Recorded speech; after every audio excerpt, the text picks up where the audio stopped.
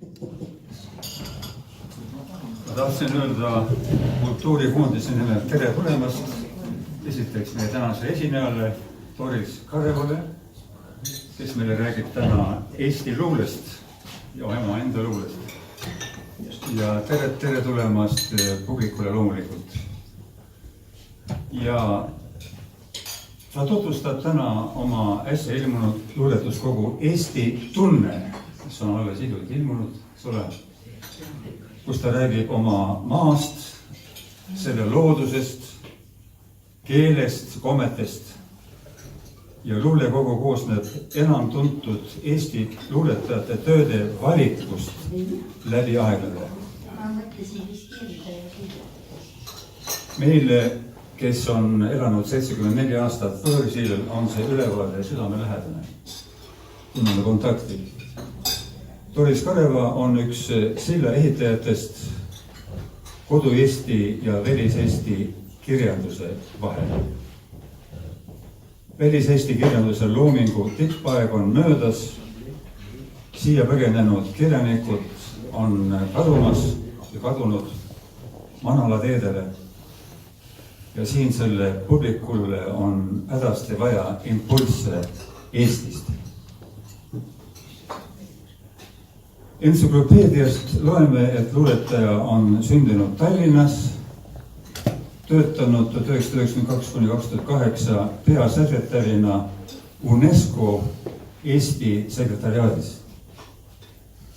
Ja UNESCO, te teate, see on ju ühendatud rahvaste hariduse, teaduse ja kultuuri organisatsioon ülemaailmne. Et see on üks väga tähtis koht.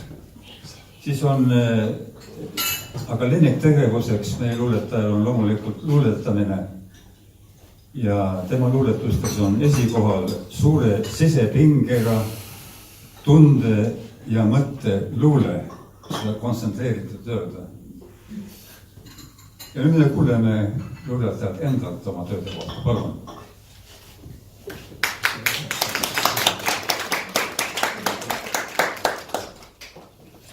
Aitäh ja aitäh kutsumast.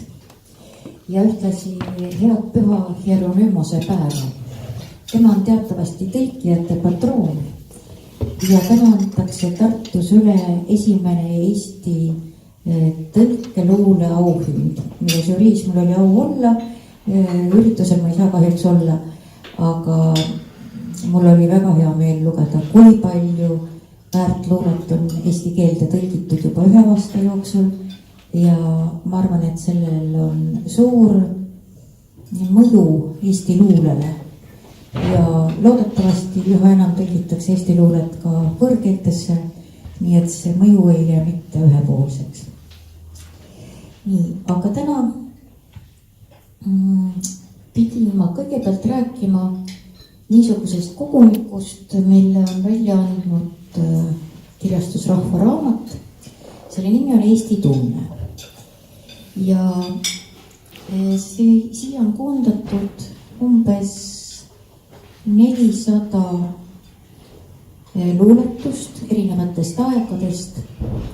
Kõige varasem luuletaja on teadagi Kristjan Jaak Peterson ja kõige noorem vististi, ma ei ole aasta arve nüüd otsinud ega võrrelnud, aga tõenäoliselt Eda Ohi. Ja see on niisugune kogumik, mis erineb tavalistest antoloogiatest selles mõttes, et ta ei ole üldse poliitiliselt korrektne. Seal ei ole järgitud ühtegi printsiipi peale sisehääle. Ma ei ole kokku lugenud, kui palju on seal meesautoreid, kui palju naisautoreid, kui palju on erinevatest ajastutest. See on sündinud natuke teisel viisil ja natuke sarnaselt võib-olla Eesti üldluulepeo kava kokkupanuga. Huvitav oli see, et üldluulepeo seltskond ei olnud lugenud Eesti tunnet ja mina ei teadnud, mida teevad need luulepeo korraldajad, aga siin on selgesti tajutav paralleel. Nimelt ma soovitaksin seda raamatut lugeda nagu juturaamatut. algusest lõpu suunas, sest siin on mõnes mõttes Eesti lugu. Ja nagu ütleb Hando Runnel, pole selget tunnet, on segu, taga leebuse lõppu on raev. On aru saadav, et erinevatel ajastutel, rääkimata erinevatest inimestest, on see, mida inimene tunneb mõeldes Eesti, eestluse, eesti keele või kas või oma naabri peale. See varieerub üsna suuresti ja selles mõttes see ei ole niisugune pidupäeva teos, mida aktuse jaoks tolmust puhtaks pühkida ja siis midagi sealt valida ettekandmiseks. Vaid seal on väga valusaid, väga kriitilisi tekste, samamoodi nagu suure andumuse ja pühendumusega kirjutatud tekste ja nad kõik on seotud sellega, mida eestlased tunnevad seoses Eestiga. Küllap igaüks teab, et see ei ole hommikust õhtuni ja iga päev ainult püha hardumus. Seal on igasuguseid tundevarjundeid. Ja siin raamatus olen ma püüdnud jõudumööda neid kõiki läbi valgustada ja üks luuletus kutsub juurde järgmise. Nii et see on huvitav ka, mismoodi ammused tekstid äratavad üha uusi, kui palju on parafraase ja millest mul on tõsiselt kahju, on see, et umbes 50 luuletust sellest raamatust jäid välja, kuna kirjastusel ei õnnestunud autoritega või autoriõiguste omajatega kokkuleppele jõuda.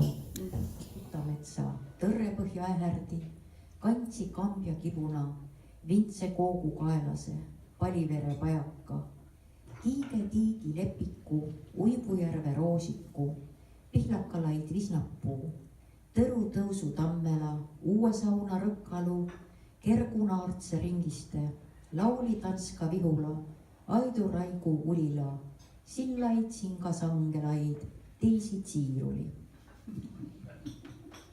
Hästi külalised ja huvitavad kohanimed ja nad iseenesest võtavad niisuguse regilaulu rütmisest,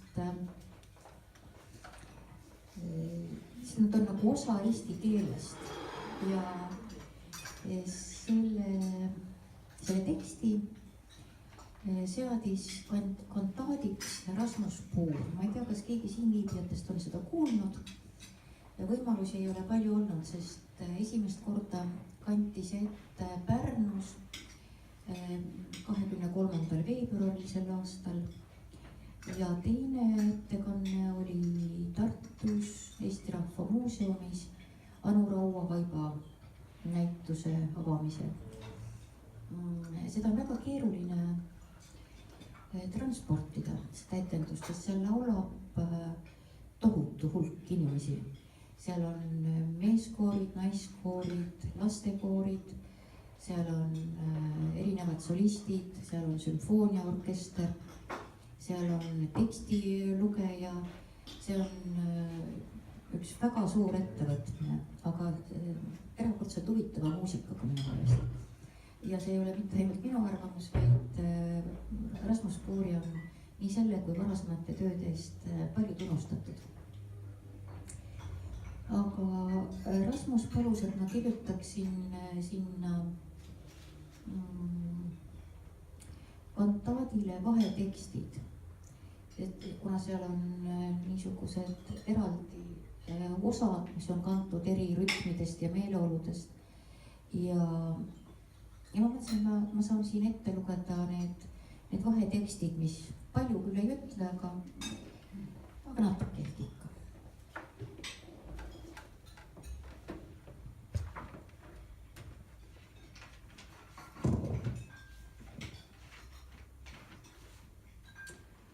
Kohavaip kantaadist Unes nägin ma Eestimaad. Pimeda põhjast, vaikuse kaevust tõmbab nimetu välja valguse sädeme. Plahvatusena sajasse suunda see lendab, sädemesadu. Sünnivad sajad silbid ja seosed ja kõne ja kõik, mis olemas. Sillerdab, pimestab, võtab vaikseks.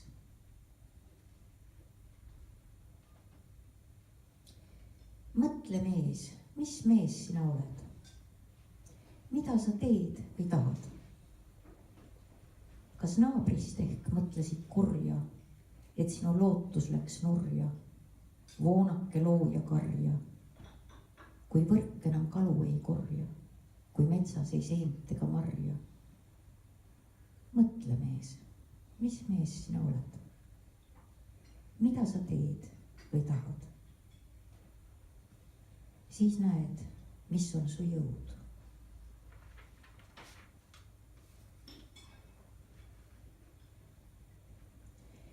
Ilmast ilma inimene kõnnib üksi, kõnnib karjas, ikka tunneb pisut poolik, salamisi ülemeelik, ikka tõmbab teise poole. Küll see tõmb on imeline.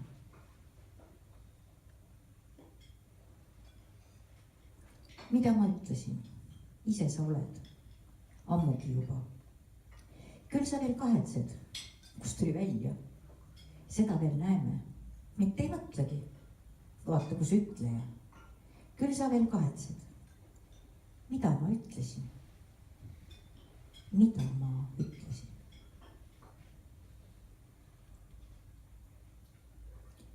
Põleb elu kulutuli. Selle valgel kuulutusi vilgub, valgub. Lühike on inimese taip. Tuleb tuju, anna minna. Silkad sinna, tuiskad tänna, ajapuru tõmbad ninna, aevastades, avastades. Viuhti jalgelt on läinud. Müstiline, mustriline, kord ja kohavaip.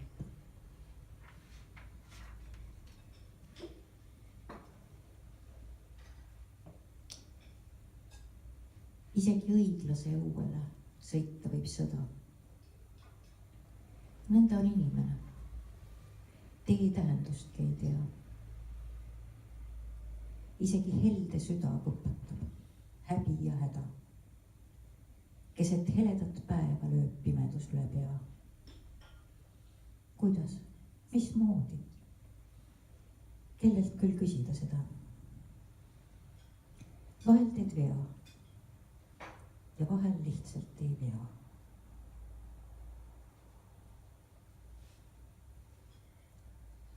Pimeda põhjast, vaikuse kaevust tõmbab nimetu välja selguse. Süda lööb. Edasi enam ei saa.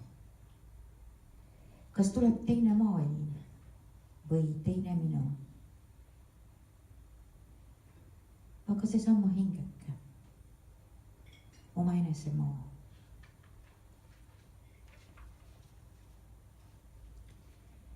Kui olla kirjutanud ja põhiliselt luuletusi või värsivormistekste, sest proosa tuleb mul kehvasti välja. Kui olla neid kirjutanud nii palju aastaid, siis võib juhtuda, et kuskilt tuleb kordamise hirm või kui palju uusi mõtteid inimese elus pähe tuleb ja kuidas märgata seda, mis just praegusel hetkel on oluline. Kuidas mitte rääkida jälle neid samu sõnu, mida sa oled iseendale korranud juba varem. See võib olla ka vanemate ja laste vaheliste pingete teema mõnikord, et lapsed on juba edasi liikunud, aga vanemad ütlevad ikka seda sama, mida nad on ikka öelnud ja mis on õige, mis on ja jääb õigeks. Aga nad peaksid seda ütlema kuidagi uut moodi, et neid kuulda võetaks. Ja nii olen ma viimasel ajal just teinudki hoopis teistmoodi asju, nagu see kohanimede kogumik ja siis ma ei võtnud kaasa, aga ma jutustan teile, et kui kellelgi peaks huvi olema, siis seda saab ehk veel leida. See on üks rullraamat, mis on rajatud ühe Norra psühhoterapeudi Trond Engeri sessioonile. See on niisugune kujutluste ahel. Ja selle nimi on Linnukese mure, et ta näeb välja nagu seal sees oleks palju piparkukke või niisugune Toblerone tüüpi kapp. Aga seal on väga huvitav kunstiline lahendus. Selle on kujundanud Jüri Mildeberg. Ja kui me kohtusime Jüriga Pegasuse kohvikus, et seda asja arutada, siis ta tõmbas põuest välja selle teksti, see on 4 lehekülge teksti, mis ma olin talle saatnud. Ja et tal oleks seda mugavam kanda, siis ta oli kõik need 4 lehte üksteise otsa kleepinud ja kitsemaks lõiganud. Nii et see oli niisugune väike rull, mille ta taskust välja võttis. Ja mina kiletasin, kui ma seda nägi ja ütlesin, et see on nii huvitav lahendus, et sellest võikski teha rullraamatu. Jüri vaatas mind niisugusel targal linnupilgul, nagu tal kombeks on, ja võttis mõtelda. Ja siis läks mööda, peaaegu aasta, kui mitte rohkem. Ja siis sain ma kirja kuskilt Vahemerelt, kas võis olla Korfu saar, kus Jüri teatas, nüüd ma sellega tegelen ja rullraamat saab see olema. Aga kui mina kujutasin ette, et seal on niimoodi on tekste, siis on pildike ja siis on jälle tekste, jälle pildike, sest see on kahekõne. Terve see tekst, mõned nimetavad seda luuletuseks, kas proosapoeem või lihtsalt üks lugu. See on linnukese kahekõne maailma tuulega. Linnukesel on igasuguseid muresid, nagu inimesel pahatihti. Ja maailmatuul vastab talle. Ja vaevalt saab üks mure otsa, kui juba tärkab järgmine. Ja lõpeb õnnelikult. Aga see tekst jookseb seal ainult niisuguse ühe pika kitsa ribana. Ja seal kõrval on täiesti imeline Jüri Mildebergi niisugune joonistus on selle kohta vähe öelda, ütleme graafiline teos, kus on siis tohutult palju maailma sümboleid ja seda võib tõesti tundide kaupa vaadata, minul on ta seina peal ja ma iga kord avastan seal jälle mingisuguse uue detaili. Et see võib ka täitsa olla niisugune, mida on hea lapseline magama jäämist vaadata ja rääkida iseendale lugusid ja leida seoseid. Ja siis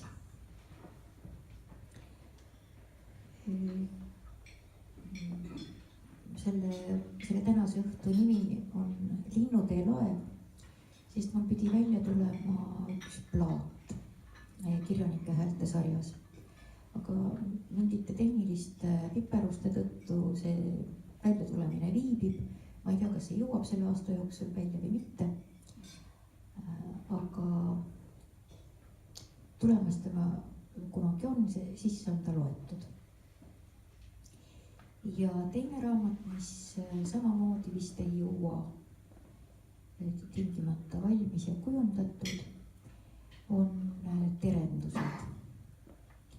10 aastat tagasi ilmus mul esseede, artiklite, kirjutiste kogu Tähendused, mis on illustreeritud Kaido Vainumaa fotodega ja mis on üks väga omamoodi raamat. Ma ei ole selliseid enne teinud, aga mõtlesin, et nüüd on parase aeg üks järgmine samasugune välja anda. Ja selle raamatu nimi on Terendused. Aga võib-olla on liiga pikk ette lugeda, aga ma püüan jõudumööda jutustada teile ühte lugu sellest raamatust. Et võib-olla tuleb mõnele midagi tuttav ette.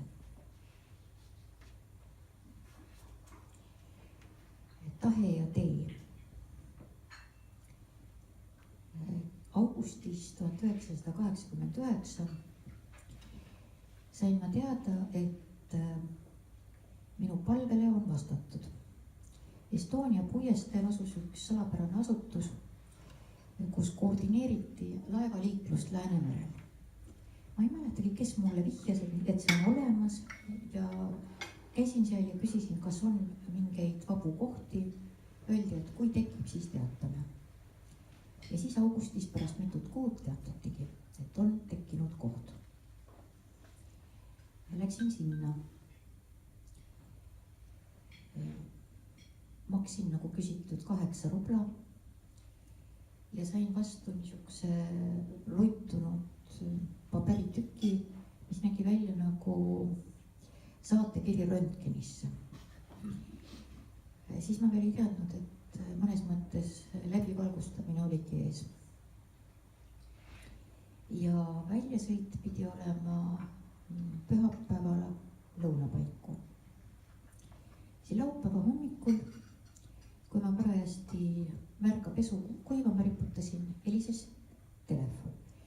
See on tegelikult kummaline, sest minu meelest ei olnud sellel telefoni, aga ju siis ikka oli, sest kuidagi moodi ma pidin ju teada saama.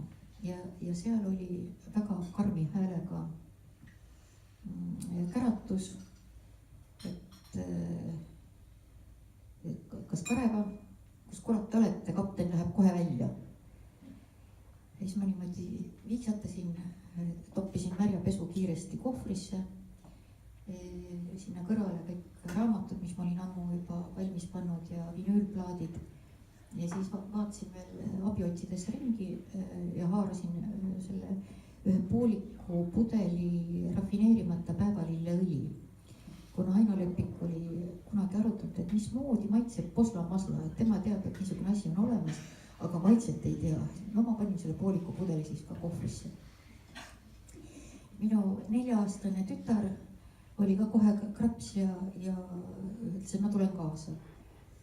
Ma ütlesin, et 10 minutit. 10 minutiga sai ta siis oma seljakoti pakitud niimoodi riidesse ja läksime. Me elasime Lasnamäe lõpus. Laupäeva hommikul küll läks pikalt selle bussi ootamisega, minu meelest ka lift liikus aeglasemini kui kunagi varem. Igatahes jõudsime siis Lasnamäelt alla ja siis ma taipasin, et ma ei tea üldse, kust kohast see laev läheb ja mis laev see üldse on. Aga kuna sadamaid ju siis praktiliselt ei olnud või see, mis oli sealt, ta kindlasti ei läinud, siis me tulime maha Musta Luige kohviku juures ja hakkasime liikuma mere suunas, et kusagil seal peab see sadam ju olema. Aga seal oli ainult niisugune, ütleme, must maa sõna otseses mõttes. Et seal ei asunud midagi, võib-olla mõned garaažid, aga põhiliselt olid niisugused suured, mustad, hääletud söekuhjad. Pea kohal keerlesid kajakad ja korraks ma nägin nende pilguga, mismoodi see võis välja näha. Minul oli kunagi Rootsist ostetud mitu numbrit suur, aga muidu hea. Niisugune must õhuke mantel, mis ulatus mulle kandadeni. Ja must kübar ja suur valge lehtiv sall. Ja Marialel, minu tütrel oli valge kübar, helesinine mantlike ja valged põlvikud ja kingad ja siis oli mul muidugi see tohutult raske kohver. Nii et me liikusime mööda seda väga imelikku maastikku, kus oli raske niisamagi tasakaalus püsida, aga veel eriti ühes käes oli kohver ja teises oli siis tantsiskilev lapsuke. Et me võisime päris imelikud välja näha. Ja siis, kui me jõudsime mere äärde, siis ma vaatasin, et kõik on tühi. Aga kaugemal oli kaks laeva õõtsusid merel. Marjale vaatas mulle niimoodi otse, hakkas midagi küsima, aga nägi mu ilmet ja pani kiiresti suu kinni. See oli juba siis tüdruk. Ja siis ma nägin, et mööda neid selle tagumise laeva pealt tuleb keegi meie poole mööda nöörredelit. Tähendab, tuleb selle esimese laeva peale, siis esimese laeva pealt tuleb alla ja kuidagi siis ja jõuab sinna randa. Üks niisugune ontliku moega noormees ütleb oma nime, võtab minu kohvri ja siis me hakkame sedasama teed sinna tagumise laeva peale minema. Ja küll ma olin tänulik, et ta selle kohvri võttis, sest mul olid ainult ühed kingad, need olid tagant lahti ja kõrge kontsaga ja eriti ebapraktilised nöördeltel turnimiseks. Aga pärale me jõudsime ja siis ma nägin laeval oli telefon. Ja siis mul tuli pähe, et ma ei olnud nii kellelegi öelnud üldse, et ma minema sõidan niimoodi ootamatult. Haarasin telefoni, helistasin sõbrale, ütlesin laeval Rootsi teata Münhenisse. Ja ma ei tea, kas mind kuuldi või mitte, sest ühendusib katkes. Sõitsime välja ja millegipärast jäime hulpima. Ja 6 tundi hulpisime seal Tallinna lahel. Siis mis selgus, selle põhjuseks oli, et kellegi madruse koikust oli avastatud paar pornoajakirja. Ja see oli, ma ei tea, miks Nõukogude Liidust viia Rootsi pornoajakirju, ma tõesti ei tea, aga niisugune see põhjus oli. Ja siis seda lahendati seal ja minu mäletamist mööda 6 tundi. Ja siis, kui laev lõpuks liikuma hakkas ja siis lahke noormees kutsus meid õhtul teed jooma, siis ta ka seletas, miks see laev niisugune oli. Ma ei ole kunagi elus varem ega ka hiljem näinud laeva, mille kõik pinnad, absoluutselt kõik pinnad olid kaetud paksu roostekihiga. See oli ehitatud 39. aastal Saksamaal sõjalaevaks. Ja sõja lõpuni teda selleks ka kasutati, siis müüdi Iisraeli. Mida Iisraelis sellega tehti, ma ei tea. Siis mõne aja pärast müüdi see Venemaale ja parajasti oli ta kasutusel vaselaadungite vedamiseks kuskilt Siberi otsast siis, ma ei tea, kas Rootsi või Norra või Gröönimaale või ma ei tea. Igatahes oli ta korraks peatunud Tallinna lahel ja üks madrus oli saanud disklahvi, võimalik, et samal põhjustel nagu meil seal lahel selgus. Igatahes oli temast jäänud kabiini paar kitse ja paar pravdat. Ja seal me siis ilutsesime ja ma ei kujuta ette, kui kaua see meeskond ei olnud näinud ühtegi meie sarnast. Igatahes nad vaatasid meid, nagu me oleksime kuskilt teisest reaalsusest. Ja kuhtlasid siiski viisakalt, hommikul pakuti putru. Ja sõit kestis, paar päeva kindlasti. Ja siis ühel õhtul vaatasin, et meeskond oli magama läinud ja hiilisin laeva ainukese kraani juurde, kust vett tuli. Ja olin ennast just parajasti sisse seebitanud, kui järsku jälle käratati Kareva kapteni juurde. Ma haarasin midagi ümber, jooksin sinna kapteni juurde ja selgus, et telefoni kõne mulle. Telefonis kõlas Jorma von Vireeni hääl, hästi rahulik, hästi pingestatud. Ütles, kas kõik on korras? Kui sa jõuad Norrköpingisse, ära hakka hääletama, palun, ära hakka hääletama. Mu isa tuleb sulle vastu, ta toob teid Stockholmi, kõik on korras, ära muretse, mina ei muretsenud üldse, ma ei tulnud selle pealegi, et muretsema. Et peaasi ära hakka hääletama. Siis ma küsisin kaptenilt, et millal me jõuame Norrköpingisse, hääldatakse ikka Köping. Ta ütles, kui tuul ei pöördu, siis järgmisel päeval. Mõtlesin, Mary Poppinsi tunne tõesti. Tuul ei pöördunud. Jõudsime Norrköpingisse, tõesti tuli meile vastu lahke härrasmees, pani autosse, viis või tõi täpsemini Stockholmi. No rõõm oli otsatu, et kogu see sõprade ring oli vastas. Käisime Skansenis, käisime Kaljujaasta Lepiku juures. Igasuguseid huvitavaid asju tegime ja rääkisime ka mitmetest täiesti igapäevastest asjadest, kui erinevad olid need maailmad. Mäletan, kui ma pakkusin, et ma võiks ka kuidagi aidata või midagi hommikul näiteks pannkooki teha ja Jorma ütles, et see on hea mõte, et lähme poodi, et võiks tuua kalamarja ja siburad on vist ka otsas. No siis tippesime poodi, mina muidugi olin pannkooke söönud ainult moosiga. Aga kui ma nägin siis, kui puhas ja rahulik kõik oli, siis ma sain aru,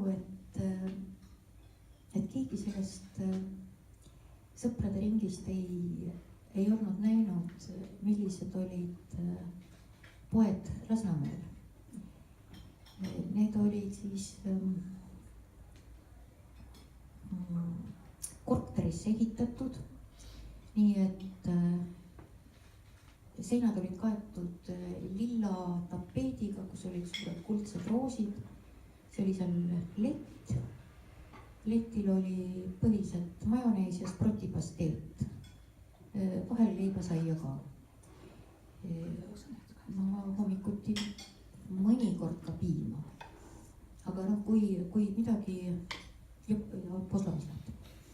aga kui midagi tuli, midagi söödavat, värsket räime või viinerid peaaegu kunagi ei olnud, aga pordiherneid või midagi sellist, siis silmapilkselt moodustus suur saba. See oli selline, see võis kesta tunde, aga seal kuulis ja koges ühte teist. Näiteks ma mäletan, kuidas seises sabas minu selja taga 20-aastast tüdrukut vene keeles arutasid, et kas sinu isa ka pommi teeb. Minu oma teeb juba kaua, aga nüüd varsti saab valmis. Ta ütleb, et seda läheb nüüd kohe varsti vaja. Ja siis mäletan, kuidas minu ees toetas ma kämba sellele lettile üks niisugune turd mees.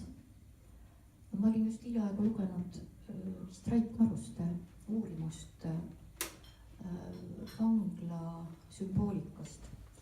Nii et ma vaatasin seda kämmalt ja oskasin välja lugeda, et see, mis oli tema sõrmenukkide vahele tätoveeritud, tähendas tapan kuni elan.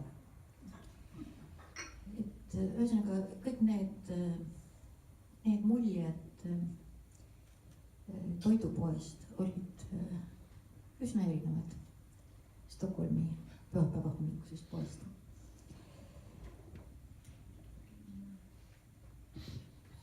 Ma mõtlen, mis oli veel selle reisi jooksul juhtuski. Juhtus palju asju, oli väga tore, aga siis oli aeg lahkuda. Ja seekord korraldasid juba sõbrad tagasireisi, nii et läksime üle Helsingi ja jõudsime õnnelikult tagasi. Aga see oli jah üks niisugune tavatu matk.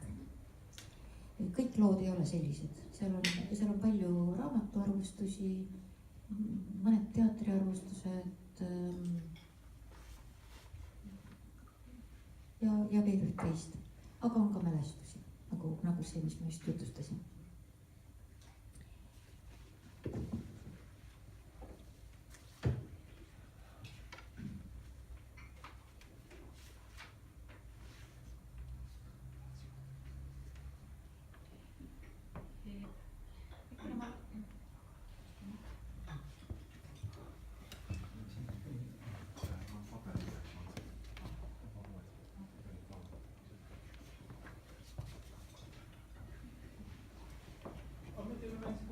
Rootsi käsitles kohvile, siis ma jätkame, siis on mikrofon ka selle. Võtta suures Just spiikrisse kohvile.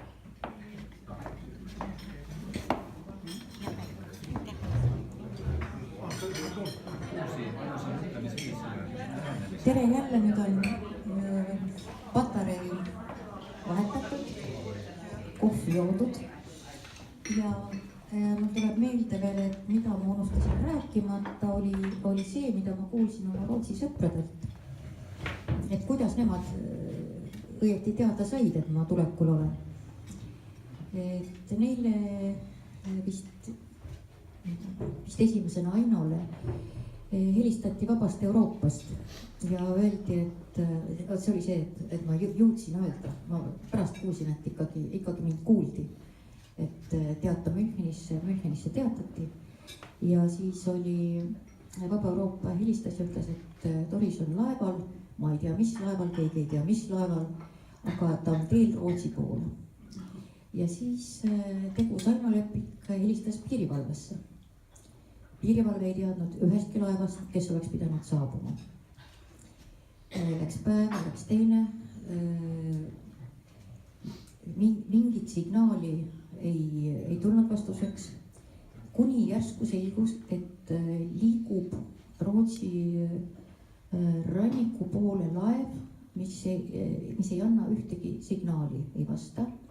Liigub hääletult ja teadmata täpselt mis suunas, aga põhimõtteliselt Rootsi poole. Siis mõeldi, et selge, see oli Nõukogude talvelaev. Siis käivitati kõik vastavad uuringud, mis need täpselt on, mina ei tea. Muidugi jälle sõbrad avastasid, et ja mida Doris seal pardal teeb ja kuidas ta sinna üldse sattus ja et ma sain tagantjärgi aru, et nende murelikkus oli palju suurem kui minul. Et mina olin ainult mures, et kas lapsega on kõik korras ja et tal igav või kurbi hakkaks või midagi niisugust. Assoo, ja siis teine asi, mis selle laeva sõidu veel eriliseks muutis, oli see, no esiteks, et ta oli tõesti kokkuvarisemise piiril nagu Nõukogude Liitki. Ta oli üllatavalt hea sümbol iseenesest oma läbi roostetavuses. Ja kapteni halb tuju sai mulle ka hiljem selgeks, sest et sellega oli enam-vähem arvestatud, et kui see laev põhja läheb, ega mingit suurt kaotust ei ole, madrused on ebamoraalsed ja võib-olla oli kaptenil ka mingi kriminaalkaristus selja taga, ei tea. Aga see last, mida laev vedas, oli tõepoolest pask. Ja see tähendas seda, et üks öö oli üsna tormine. Ja siis oli nii, et need suured vasekolakad käisid müraki ja müraki kord ühele poole, kord teisele poole. Nii et see 4-aastane tütreke lendas sisuliselt nagu eksinud liblikas ühest seinast teisi seal kabiinis. Ja sel ajal ei olnud veel Estoniast midagi teada. Aga see tunne, et me võime rannikut näha, aga võime ka mitte, see oli küll hästi selge. See ei olnud hirm, aga see oli niisugune kummaline tunne, millele ma ei ole veel õieti nime leidnud. Ja aga mulle meeldivad lood, mis hästi lõpevad. See oli üks nendest. Ja siis ma mõtlesin, et loen veel ühe valikuluuletusi. Ja siis, kui on küsimusi, siis ma hea meelel vastaksin.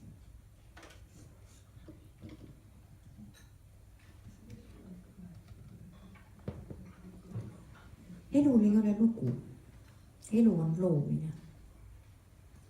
Kas on nii, et me saame kõik, mida soovime? Kas on nii, et me saame kõik nagu pälvime? Kas on nii, et meid tabab kõik, mida väldime? Aeg sina ürkene ja üllatuslooline. elu ei ole lugu, vaid lootus ja loomine.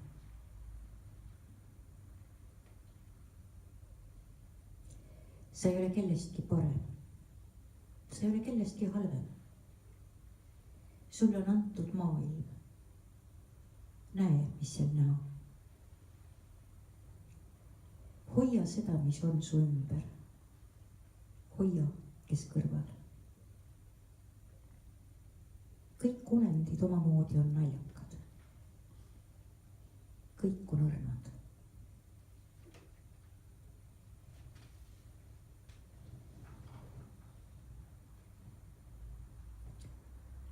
kõikide eest, kes on eksinud ulgumerel.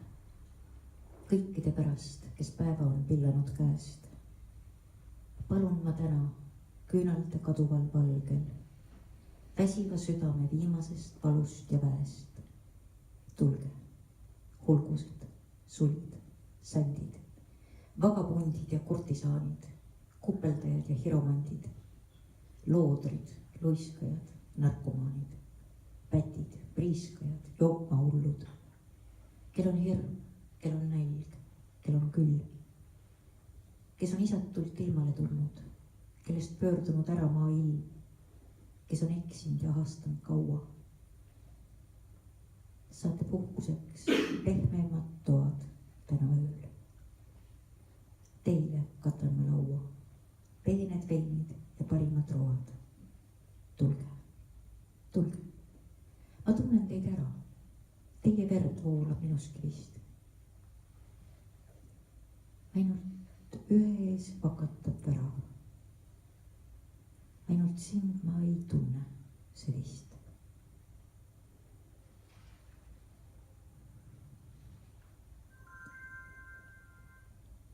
kaotaja kiituseks laulan, sest võitjale lauldakse niigi. kurva ees kummardan, löödu ees langetan pea. maailmast loobuja loob, leiab unedes eneseriigi. tõeluse taluja salajõudu ja suurust keegi ei tea. kaotaja kiituseks laulan ja ilmaolija iluks. põlatu pärgan, ta kõrgele laubale vajutan suu. sellele, kes suudab selgust puuduvast kogu eluks kerge ja sirgena kanda, olen ma tuumani truu.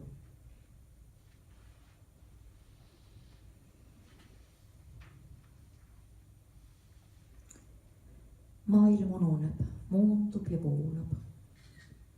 kõik, mis koguneb, koondub ja kaob. veres rändamas tähtede soola, mälus purpurse pulsina taob. ära usu, su olev on olnud. ära karda, kõik kordumas pääs. mida päriselt kunagi polnud, on ainus, mis alati käes.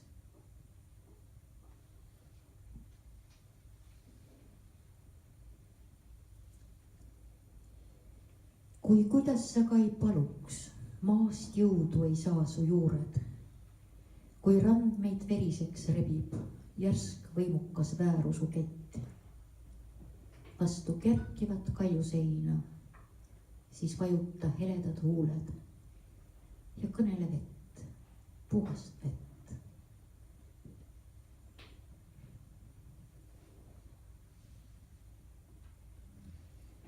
sina ei pea mitte tapma. sina ei pea mitte tapma eneses iha, moondunud irve mõrvatud soovide näol, kui kadedus kegistab keldris su helduse helguse. sina ei pea mitte tapma enese ihast, ihahaa, tahtmiste metsikul ratsul, kes perutab, pruuskab ja purustab, trampides maatasa teiste õrnimaid õisi. sina ei pea mitte tapma, vaid taipama. nutta nii, nagu jõuad. sina ei pea mitte tapma eneses igatsust.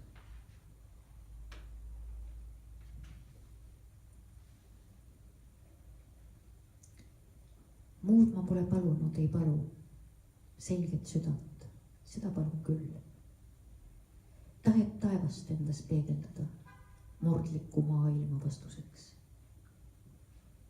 anna valgustunde veres, vaimus, et võiks ära tunda oma rada. Anna hinge heldust halastada. Anna jõudu jääda õiglaseks.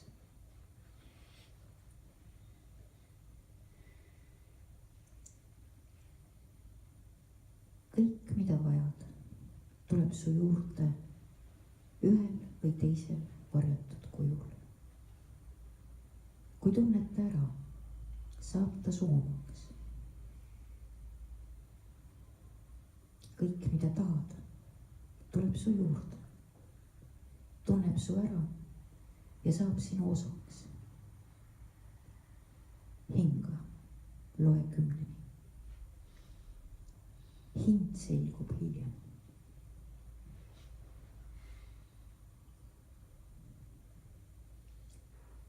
Kes valguses elab, ei vanu. Kes kuulub kõiksusse, kõigile jagub, ei kulu. Ta on nagu kivi, mis laseb end lainetel lihvida. Ta on nagu peegel, millele päikene paistab. Valgus, mis ei heida varju. Tuli, mis ei põleta.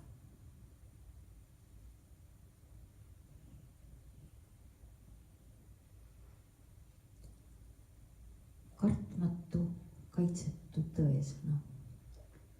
Välgatab koiduvalguses otse kui mägijärv, otse kui puhas igatsus. Vahe, karge ja mahe.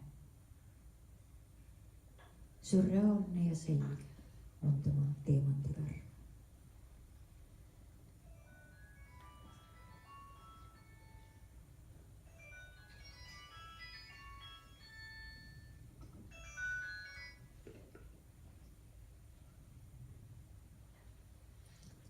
Ma magasin mineraalide und. Ma magasin nagu magma ja nägin nägemust. Helkiv tuul tõusis ähvardab mägede taga. Päevad sulasid kokku ainsaks pisaraks. Kurgust kerkis vaid kiituslaul. Igimänglev erkleek kristall. Mu muutlikus kujus ujus.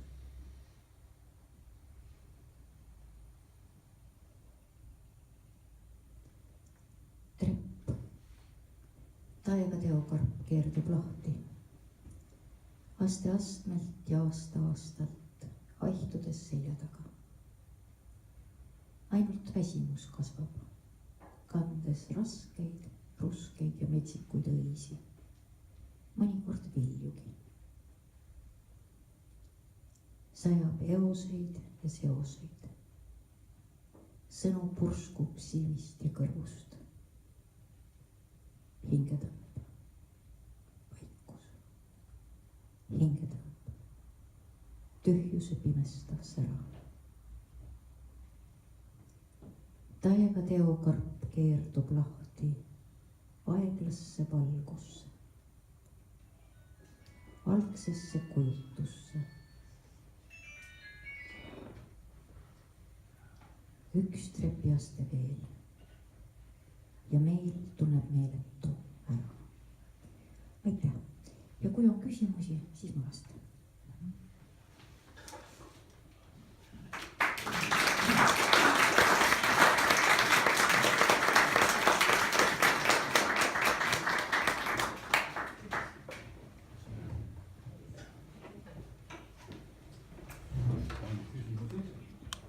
Mul on üks küsimus või ma tahaksin poetessi pindida järgmise aruteluga. Vaadake, võib nagu rahvaid jagades kaheks. On rahvad, kes on elanud aegade algusest ja on rahvad, kes on rännanud. Ja kui näiteks nüüd võrrelda, ütleme, jaapanlasi või eestlasi, kes on elanud 5000 aastat, siis kas võib öelda, et neil on nagu koha mälu on umbes teistsugune ja neil on nagu inimeste nimed hoopis teistsugused, sest jaapanlastel on väga palju selliseid nimesid, perekonna nimesid, mis on seotud kohtadega. Ja eestlastel on ka. No näiteks muhulased on Hobust Koppel ja lõuna uibu ja nii edasi. Või on see selline arutelu, on see nagu, kuidas ütelda, tuulest võetud? Ei, kindlasti mitte. Ma tean Jaapani kultuurist üsna vähe, aga mulle tundub küll, et on rahvaid, kes määratlevad end rohkem aja ja teised, kes rohkem ruumi kaudu. Ja eestlased on kindlasti ruumirahvas. Et see oma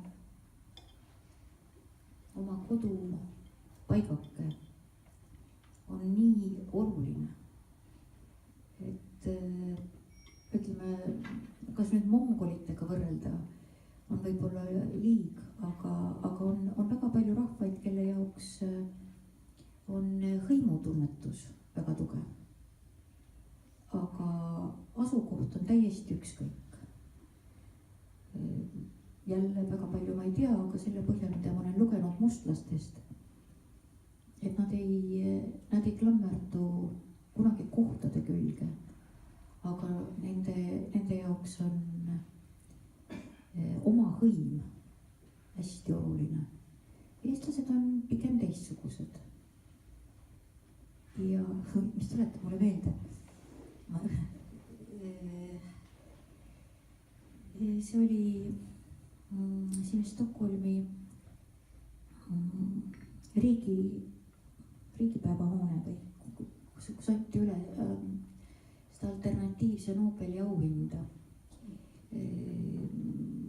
Right Livelihood Awardi Jakob von Uexkülli alustusel. Ja tollal olin ma žüriis ja olin ka ise kohal. Ja sel aastal, kas see võis olla sama aasta, mil Astrid Lindgren sai aupreemia. Igatahes oli seal üks Buda munk ja seal oli üks Ungari antropoloog, kes oli lepitanud mustlasi ja kohalikku elanikkonda. Ja keegi oli veel. Aga meelde jäi see mulle sellepärast, et sel korral oli saali täis rahvast värvikam kui tavaliselt. Et seal oli hästi palju olid neid üle maailma kohale sõitnud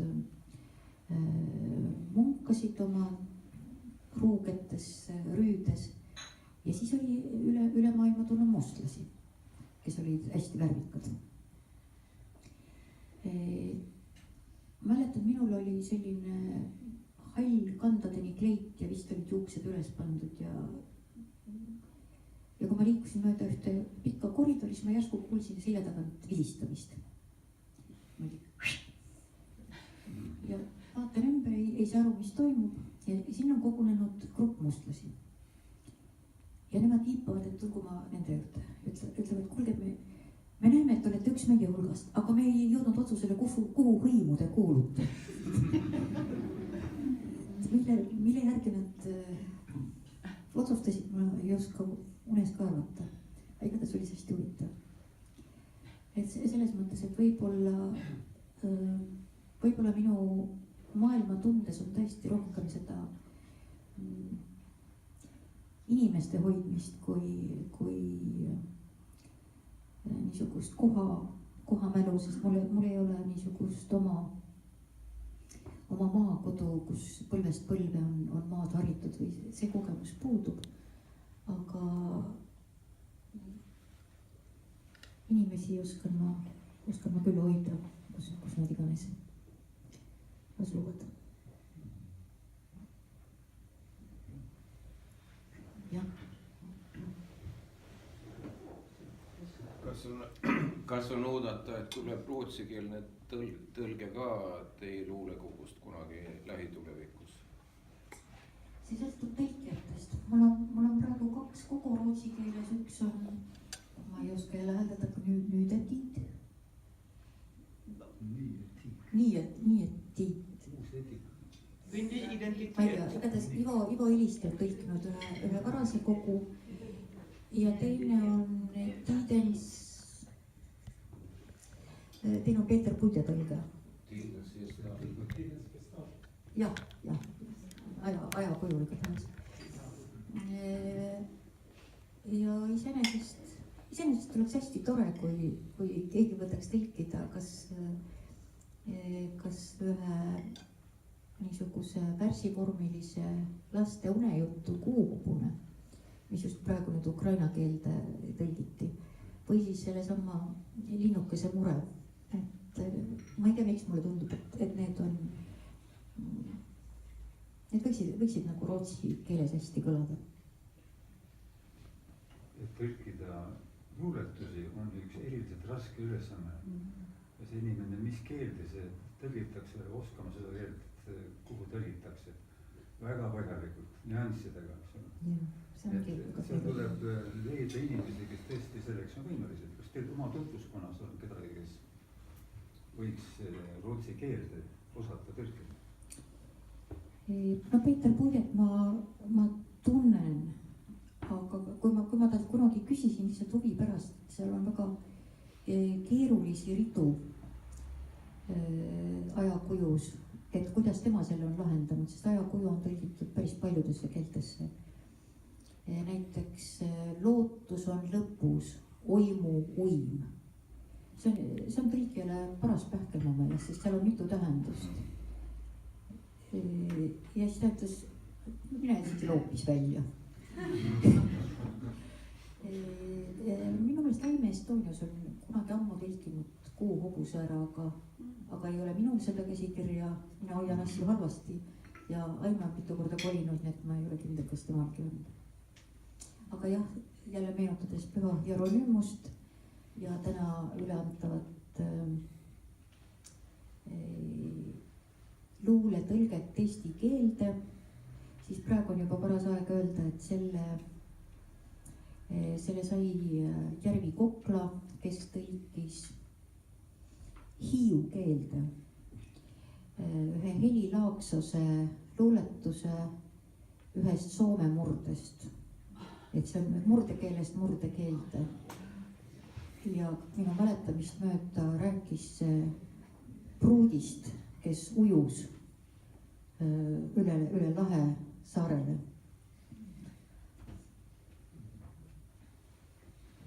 Ja ma küsiksin, kas isa muusika, isa looming on mõjutanud sinu loomingut?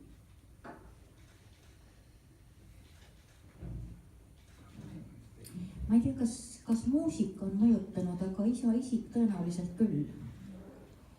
Sest et me elasime palju aastaid nii kaugel Tallinna äärtes kui võimalik. Või mitte selliselt juhtus nii, et tema elas Õismäel ja mina Lasnamäel. Ja me vahetasime kirju mitu korda nädalas. Vist ei olnud ka telefoni sel ajal. Aga oma natuurilt me oleme hästi sarnased. Ja ma mäletan kunagi, ma sõitsin autos kusagil Euroopas, oli hiline õhtu ja autoraadiost tuli mingi muusika, mis oli nii huvitav, et ma ütlesin, et selle võiks nagu kõvemaks keerata. Hästi põnev muusika oli. Ja siis kui lõppes ja teadvustati või teatati, siis selgus, et see oli üks isa pala, mida ma ei olnud kunagi kuulnud, mis tuli Poola raadiost. Aga see huvitav, et ilmselt mingisugune see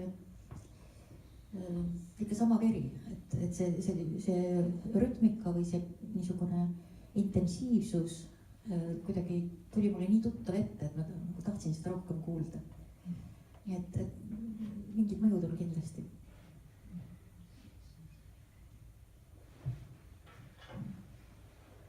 Minul oleks ka üks küsimus. Juhtusin suvel nägema Eesti Televisiooni otseülekannet Rakverest Eesti esimene luulepidu. Küsimus oleks järgmine, see oli väga emotsionaalselt, väga rikastav ja väga hästi õnnestunud, tundub nii. Kas see on uueks stardiks nagu Eesti uuele luulepidude traditsioonile või oli see ühekordne selline üritus Eesti 100 raames? Küsisin ka korraldajatelt ja nemad küll loodavad, et see võiks saada traditsiooniks. Targu oli juba pandud pealkirja Eesti esimene üldluulepidu. et kui on esimene, siis võiks ju tulla ka järgmised.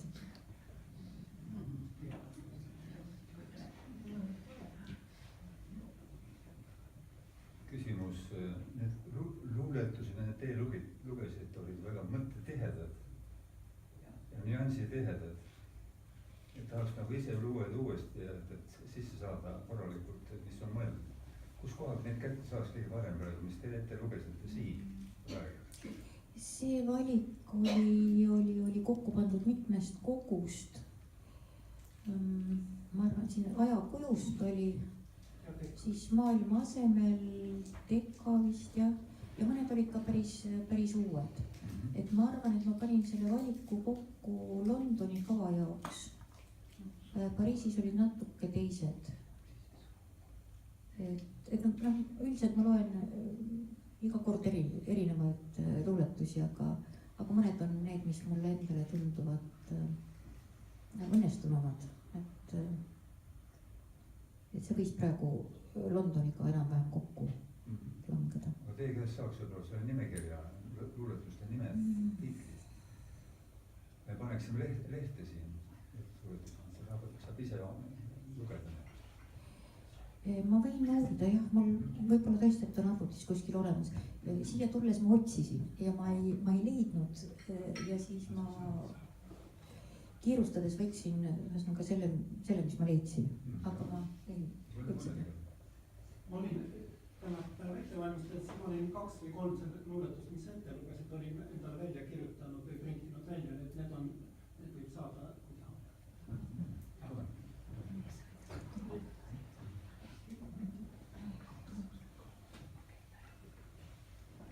Ma küsiks ühe küsimuse, lisaküsimuse veel siin.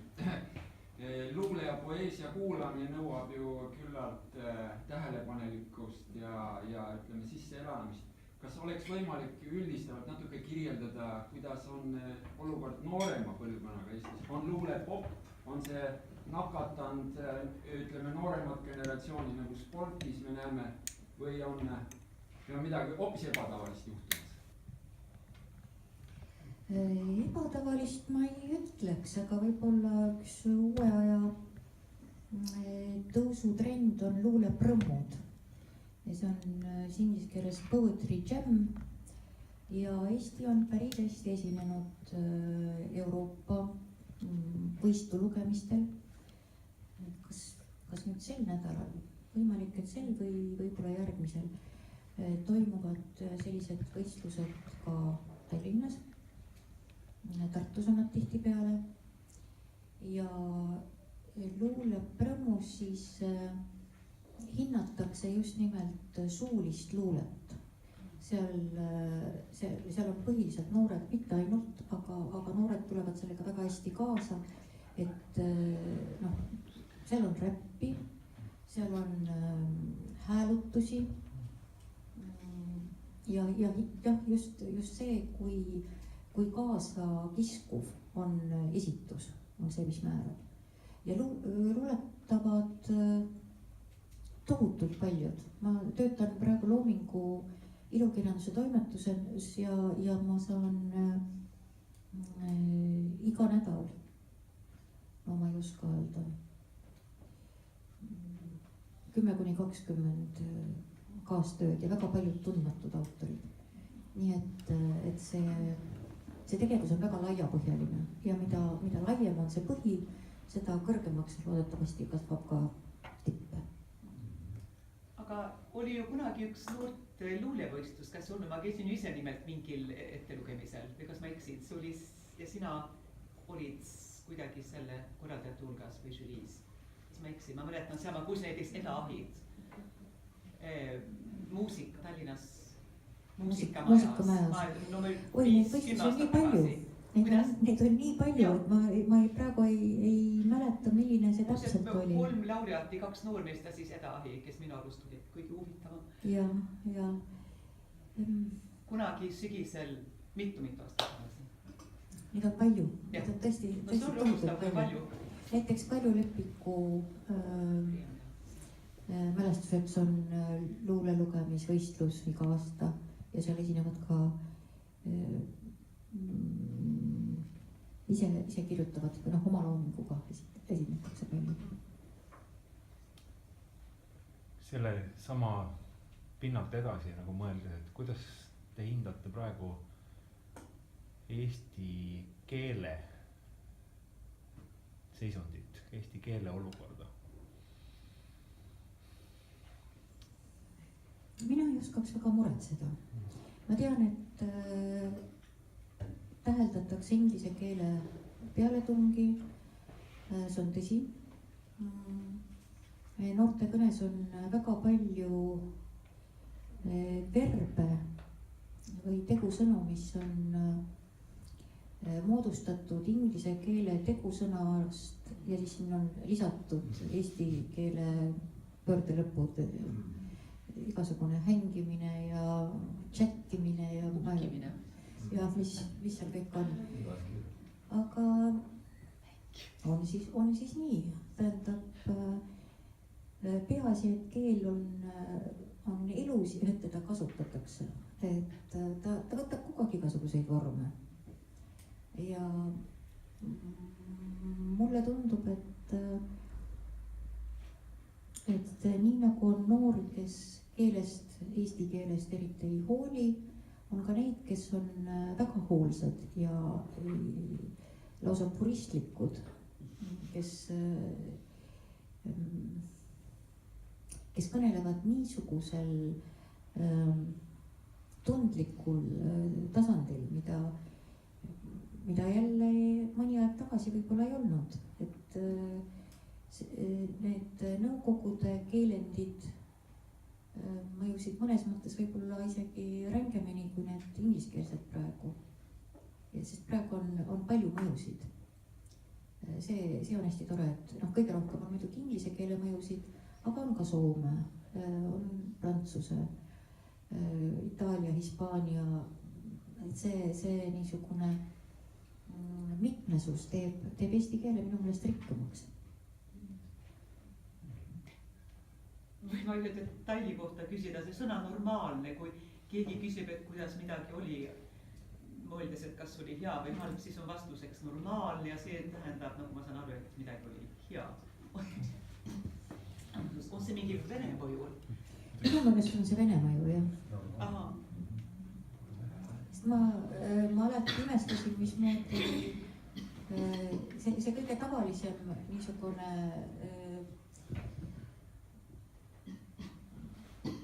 kuidas käsi käib, oli alati no privet, no как дела, normaalne ja see oli täpselt sellise intonatsiooniga ja ma alati mõtlesin, mida see tähendab. Aga see ilmselt tähendab seda, et midagi hullu ei ole. Kõik on nagu alati. Aga see tähendab mitte, et hästi, vaid see on nagu... Ma pigem, et midagi halvasti ei ole. Midagi head pole oodata niikuinii, aga vähemasti halvemaks ei ole teinud.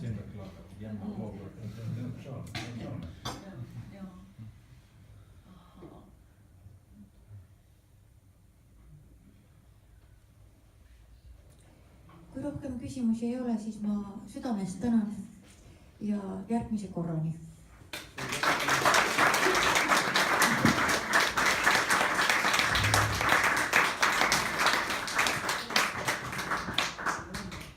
Kui keegi soovib, mõned raamatud on ka siin, mida saab osta ja siis mida näitab seda signeerib, siis kui kellegi soovib.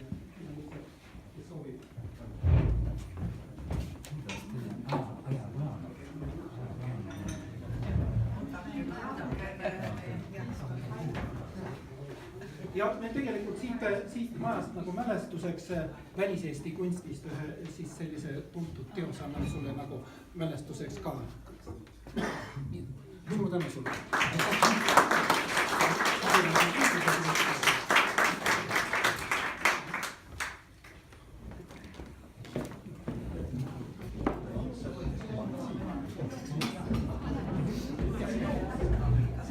No,